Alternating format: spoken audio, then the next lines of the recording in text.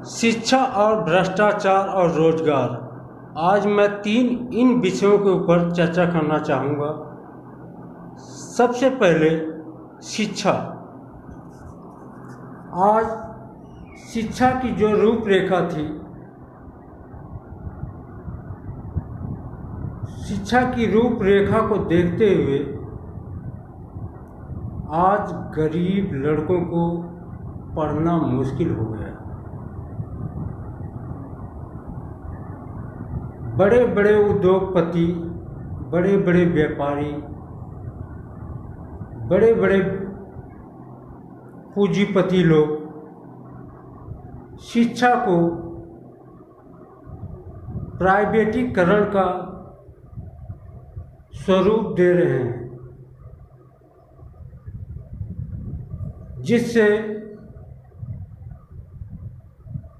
अमीर लोग तो अपने बच्चों को पढ़ा सकते हैं उन अच्छे स्कूलों में, लेकिन हमारे गरीब भाई, गरीब किसानों के लड़के वो कहाँ से पढ़ाएंगे।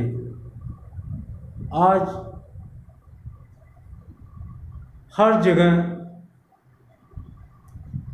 1,500 रुपये से कम मंथली फीस नहीं ली जाती है प्राइवेट स्कूलों के अंतर्गत।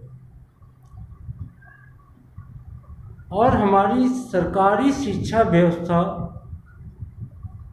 इस कदर क्यों गिर रखी है कि कभी भारत के अंदर इसी सरकारी स्कूलों से पढ़ लिख करके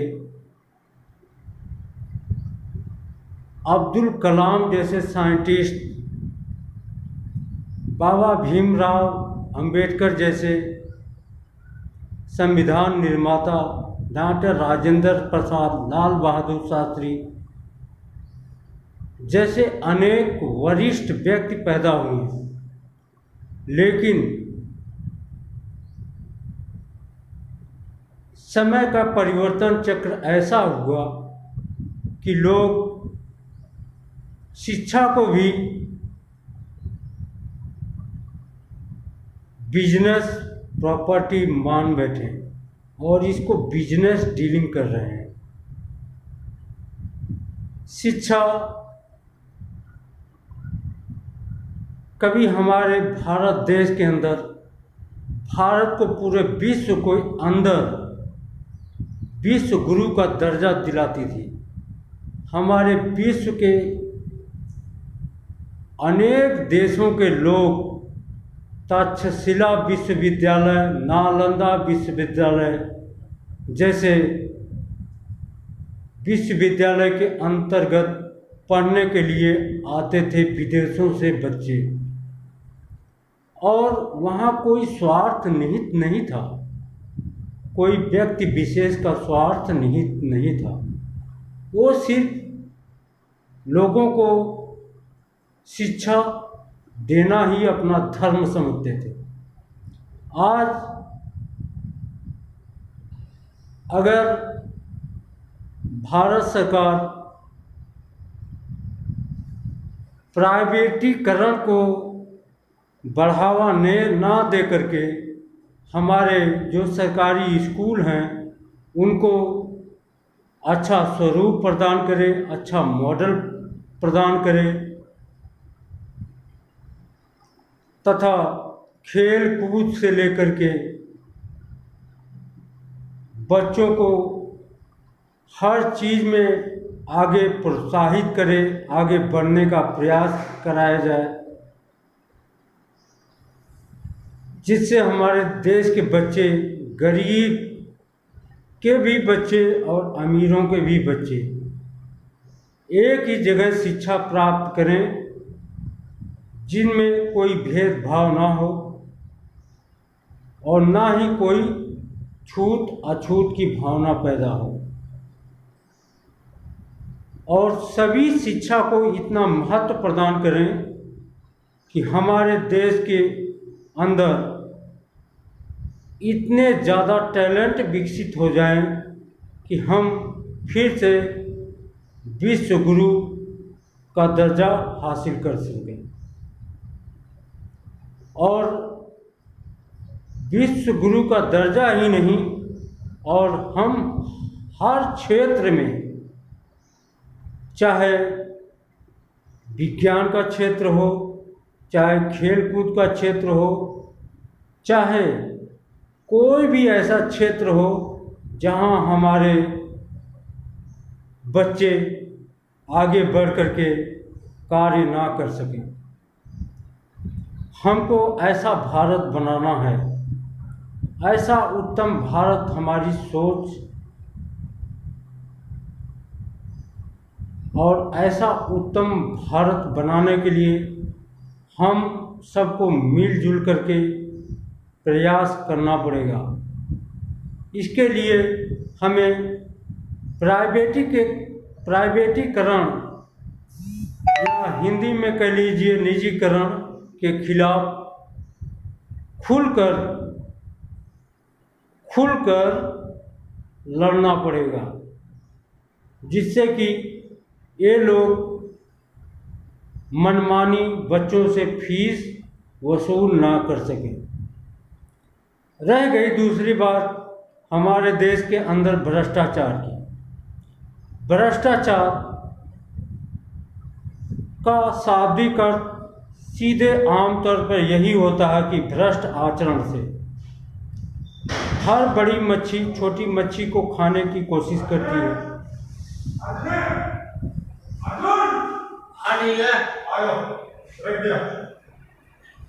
हर बड़ी मच्छी छोटी मच्छी को खाने की कोशिश करती है। भारत का कोई भी ऐसा विभाग नहीं बचा है जो कि भ्रष्टाचार में लिप्त नहीं है। भ्रष्टाचार एक व्यापक स्तर पर भारत में अपना पैर पसार रखा है। आप छोटे स्तर पे ले लीजिए, ग्राम प्रधान से लेकर ब्लॉक प्रमुख से लेकर तहसील स्तर से लेकर जिला प्रशासन तक, यहाँ तक कि कानून व्यवस्था भी इसके अंतर्गत आ जाती है। यही नहीं, भारत के अंतर्गत जो भी विभाग हैं, हर विभाग के अंतर्गत आपको भ्रष्टाचार देखने को मिल जाएगा।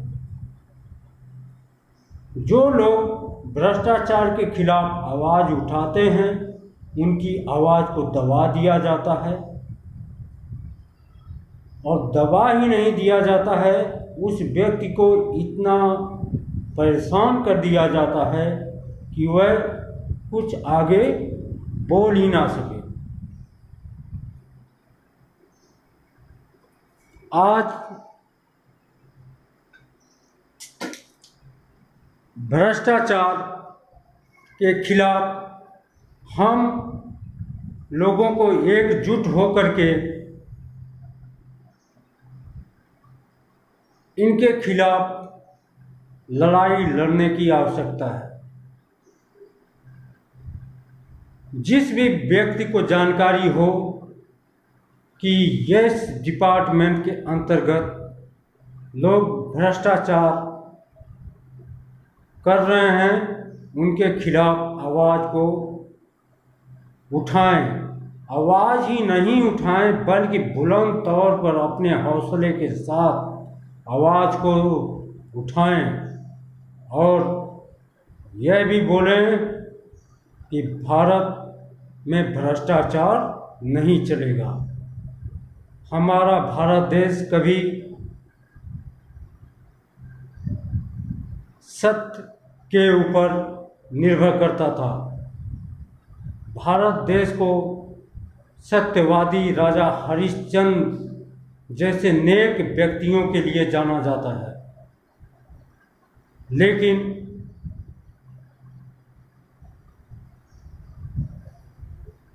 प्राचीन भारत के बाद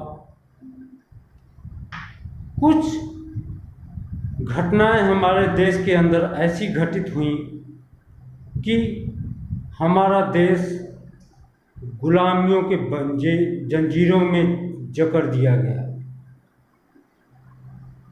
हमारे देश की अकूत संपदा जो है विदेशों में विदेशी आक्रांता जो है लूट करके लेके चले गए।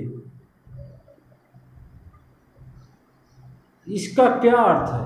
इसका यही अर्थ है कि हम लोगों ने साहस नहीं दिखाया, उनके खिलाफ एकजुट होकर के नहीं लड़े।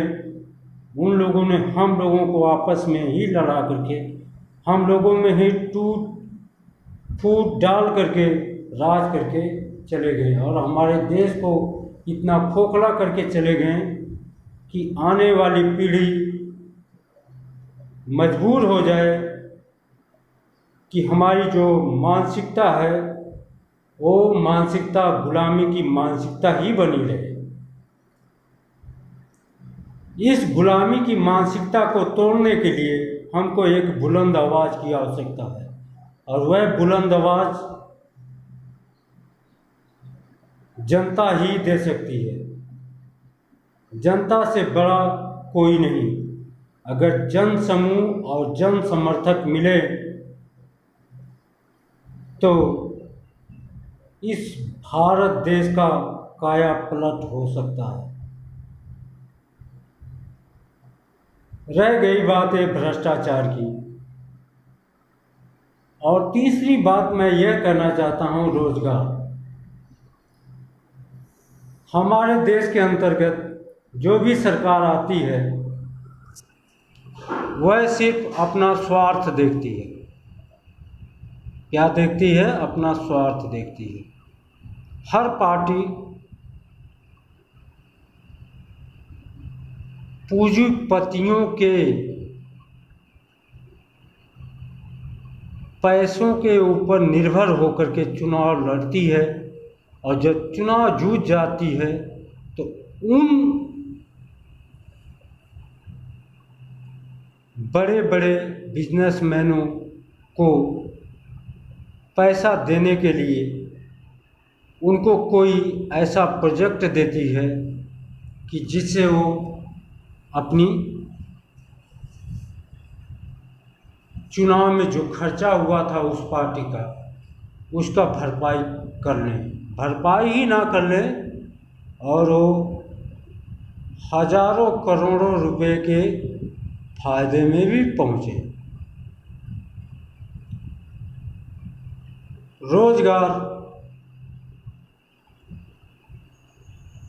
रोजगार आज युवाओं की एक बहुत बड़ी समस्या बनकर उभर रहा है। हमारे युवा इससे बहुत ही ज़्यादा परेशान हो रखे हैं। नतीजा यह है कि बच्चे इंजीनियरिंग की डिग्री लेकर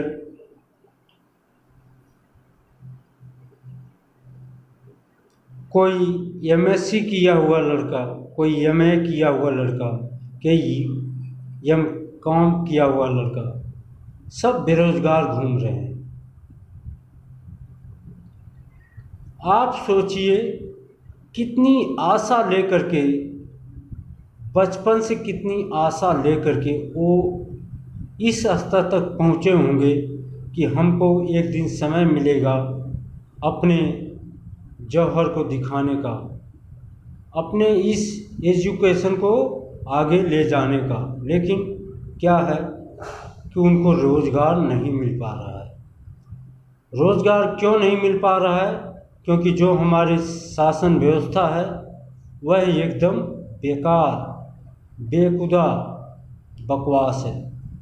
लोग सिर्फ भाषण पे भाषण देते जाते हैं कि मैं आने वाले समय में ये करके जाऊंगा, वो करके जाऊंगा। आप लोगों के समझ